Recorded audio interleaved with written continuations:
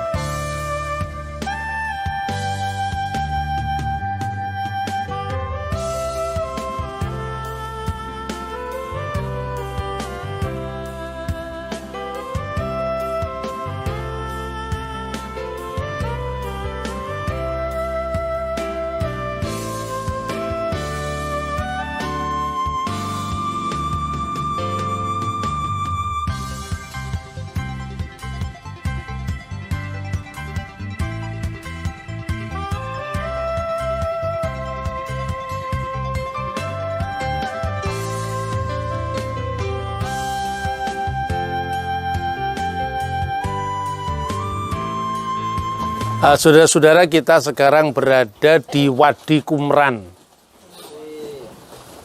Jadi seperti yang kita sudah pelajari beberapa hari ini adalah peninggalan dari kelompok Yahat atau lebih sering disebut sebagai kelompok Esseni.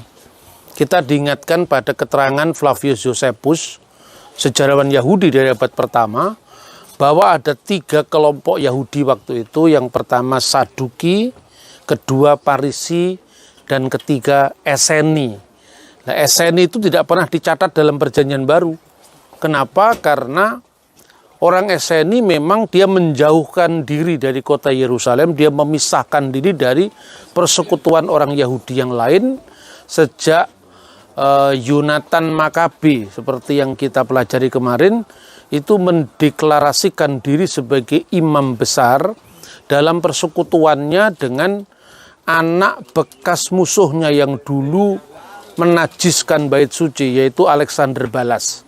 Bapaknya yang menajiskan bait suci itu adalah Antiochus IV Epiphanes, penguasa Yunani yang ada di Seleukid, Syria. Di sini ditemukan pertama kali 11 gua. Ya, dari ini gua pertama sampai gua 11, dan beberapa tahun lalu itu sepertinya ditemukan lagi gua ke-12, tetapi itu belum diekspos ya penemuannya apa saja. Dan setelah penemuan Laut Mati tahun 1947 itu ditemukan kembali gua yang disebut dengan Gua Murabaat dan juga yang namanya Nahal Hefer, di mana kan ditemukan gulungan Mazmur. Kemarin kita sudah belajar gulungan Nabi Yesaya yang kita lihat utuh, replikanya ada di Museum Israel kemarin ya, panjangnya 731 cm, lebarnya 31 cm. Dan penemunya itu awalnya itu seorang Arab dari suku Bedouin namanya Muhammad El-Dib. Tetapi jangan berkata bahwa Muhammad El-Dib berjasa dalam punya sumbangan dalam penemuan Laut Mati. Tidak juga, karena kebetulan saja. Sebab apa?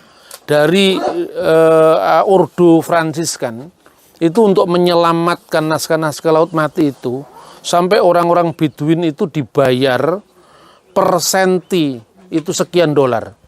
Dan itu terjadi untuk menyelamatkan naskah itu supaya tidak hilang. Karena apa? Orang-orang Bedouin, sebagian naskah-naskah Alkitab dari kulit binatang itu direbus dan dimakan. Jadi ini luar biasa ya, makanya kita mesti berterima kasih ya sama Ordo Fransiskan dari Gereja Katolik yang punya jasa besar dalam menyelamatkan naskah-naskah Laut Mati, sampai kemudian pemerintah Israel membuat museum Alkitab yang kemarin kita lihat, Shrine of the Book, Hekal HaSefer. Nah, kali ini kita akan merenungi firman Tuhan dari kitab Mazmur pasal 22 ayat 16 sampai 18, dan nanti saya tunjukkan relevansinya dengan penemuan Laut Mati. Sebab anjing-anjing mengerumuni aku, gerombolan penjahat mengepung aku, mereka menusuk tangan dan kakiku. Segala tulangku dapat kuhitung, mereka menonton, mereka memandangi aku. Mereka membagi-bagi pakaianku di antara mereka dan mereka membuang undi atas jubahku. Ini kemudian digenapi dengan penyaliban Yesus, di mana para prajurit Romawi itu membuang undi untuk mengejek dia. Tetapi pada ayat 17 dalam teks asli bahasa Ibrani dicantumkan ayat 16. Itu ada ungkapan mereka menusuk tanganku dan kakiku. Mereka menusuk tanganku dan kakiku. Itu dalam bahasa aslinya itu adalah mereka menusuk karu yadai wiriglai. Karu itu mereka menusuk, yadai tanganku, wiriglai dan kakiku. Nah, kalau saudara melihat terjemahan Alkitab yang versi Yahudi, terjemahan ya, teksnya sama, itu diterjemahkan like a lion, seperti singa. Jadi my hand and my feet, tanganku dan kakiku. Tapi kalau Anda membaca terjemahan lembaga Alkitab yang kita baca ini tadi, mereka menusuk. Mana yang benar?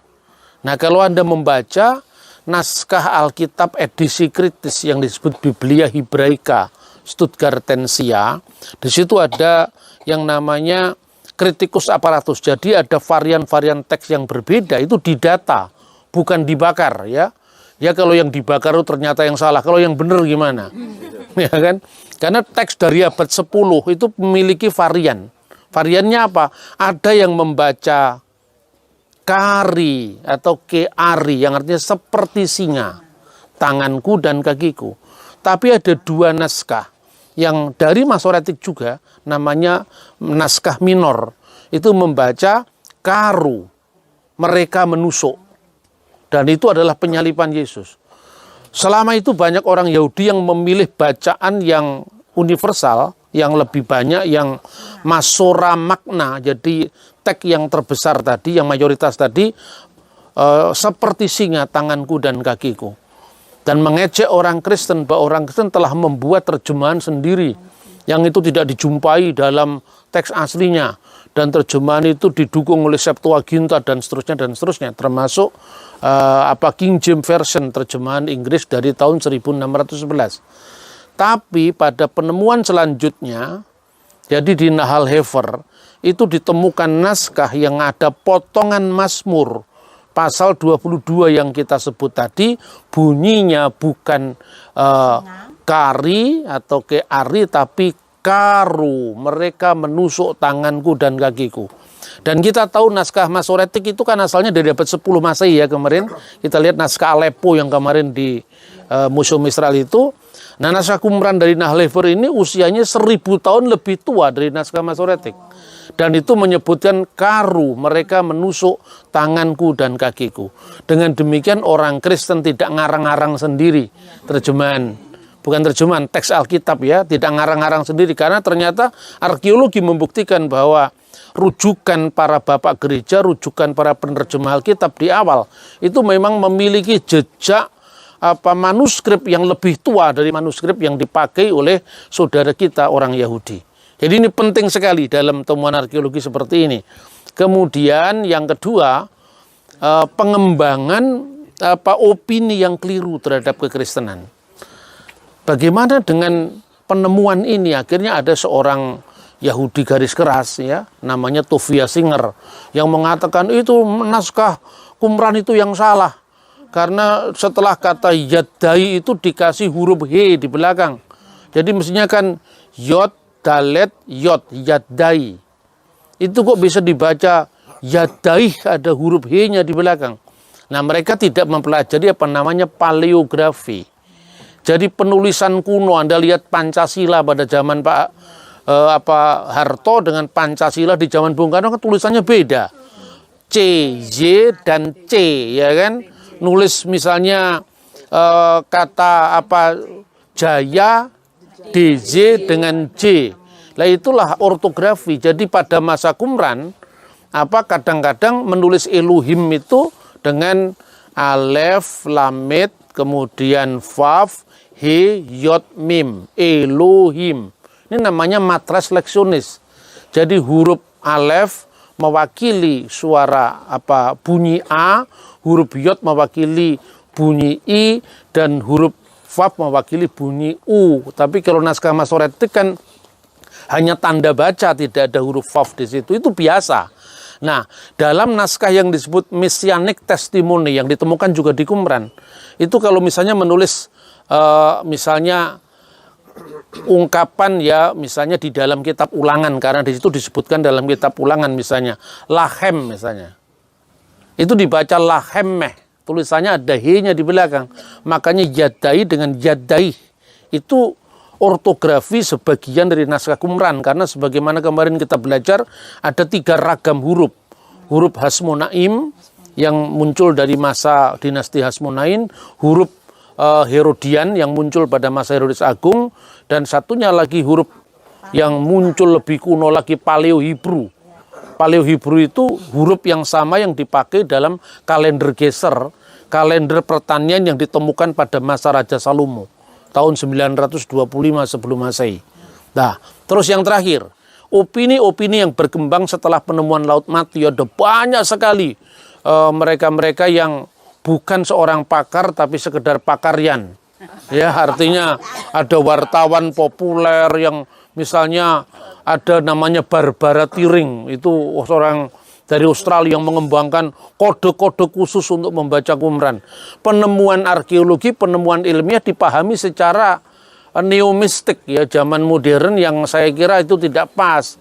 Bagaimana dia bisa menemukan kode-kode sendiri? Sementara kode itu tidak perlu semua hurufnya bisa dibaca kok.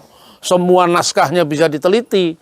Nah, makanya dampak dari tercabutnya gereja dari akar budaya mula-mula itu sangat besar. Karena banyak sekali teolog-teolog modern itu mengembangkan tafsir bebas. Jadi sekedar pokoknya nafsir, zamannya juga berubah, sering mengalami yang dinamakan anakronisme sejarah. Jadi memahami teks 2000 tahun yang silam dipahami menurut budaya zaman kita sekarang. Itu bahaya sekali. Makanya kemudian orang Kristen dianggap kekristenan itu telah menyimpang dari ajaran Yesus yang sebenarnya, karena Yesus itu hanya seorang manusia biasa. Dan itu pernah dilakukan oleh seorang teolog Yahudi yang bernama Gesa Vermes. Dia mengatakan penemuan Qumran bagi saya itu merupakan suara yang sangat jelas, nyaring, yang menunjukkan bahwa Yesus adalah orang Yahudi, tidak lebih daripada itu. Dia bukan Tuhan, dia bukan Mesias dan seterusnya. Tapi dengan penemuan Laut Mati ini setelah dibuka, jadi seluruhnya pada tahun 1997, karena sebelum tahun itu baru 80% dari naskah Qumran yang diteliti. Karena apa? Karena masih ada mungkin hak cipta antara orang Fransiskan yang pertama menemukan ini dari kelompok Katolik dan negara Israel. Itu setelah clear, dibaca seluruh dari naskah yang 20% belum terbaca tadi, dan antara lain ditunjukkan bahwa Mesias yang ditunggu-tunggu oleh sekte atau kelompok Yakat atau kelompok Laut Mati itu benar-benar Mesias ilahi. Itu disebutkan misalnya dalam penemuan gua keempat Ki 246. Di situ ada semacam tafsiran kitab suci Perjanjian Lama kalau istilah kita, yang menyebut dalam kolom kedua itu adalah Bereh di El Yetamar Ubar Elyon Yikroneh, yang artinya mereka akan menyebut dia anak Allah dan mereka akan memanggilnya anak Allah yang maha tinggi. Itulah Mesias yang ditunggu-tunggu. Bahkan di gua pertama 1 Ki 2 kolom 12 itu disebutkan Im Yolid El Et Hamasyah, ketika Allah melahirkan Mesiasnya. Apa yang kita kenang? apa yang kita ingat tentang Allah melahirkan Mesiasnya? Pengakuan iman Nikia Konstantinopel. Dan aku percaya akan satu Tuhan Yesus Kristus, anak Allah yang tunggal, yang lahir dari Bapa sebelum segala abad. Itu ternyata menemukan jejak teologisnya pada penemuan Laut Mati. Dan yang terakhir adalah dugaan para pakarian tadi yang banyak sekali melakukan dugaan-dugaan yang itu akronisme sejarah. Jadi dia memahami misalnya Yesus itu orang Yahudi, tidak mungkin dia memiliki pandangan bahwa dirinya adalah Mesias yang adalah anak Allah, karena itu pikiran Yunani, pikiran Helenis. Ternyata itu batal semua dengan penemuan Laut Mati ini. Kemudian juga ada orang yang menduga-duga di mana Yesus antara usia 12 sampai usia 30 tahun. Nah, itu cara pikir orang barat yang tidak paham bahwa usia orang Yahudi itu mulai 5 tahun belajar Mikra, umur 10 tahun dia belajar Misnah, umur 13 tahun atau 12 tahun di zaman Yesus dia harus bermiswah, umur 15 tahun belajar Talmud, umur 20 tahun usia mencari pencarian, umur 30 tahun baru boleh bicara di depan umum. Jadi kemudian ada seorang pemikir atau seorang penulis lah, lebih tepatnya, yang mengatakan the lost year of Jesus. Tahun-tahun yang hilang dalam kehidupan Yesus itu tidak pernah hilang. Yesus hanya di Nazaret, itu hilang dari kajiannya, hilang dari perhatiannya, karena dia mengukur kehidupan orang Yahudi dari kehidupan orang Barat ya. Tapi waktu itu ada kelompok yang mengatakan bahwa Yesus itulah guru kebenaran yang ada di Laut Mati. Jadi yang mendirikan sekte ini antara lain Yesus. Lalu imam yang jahat itu misalnya dituduhkan misalnya itu Yakobus, kemudian manusia pendusta itu Ishak-Kazab. Ishak-Kazab itu ada istilah itu dalam naskah dokumen Damaskus. Itu adalah Rasul Paulus, macam-macam. Dugaan-dugaan para para penghujat ini.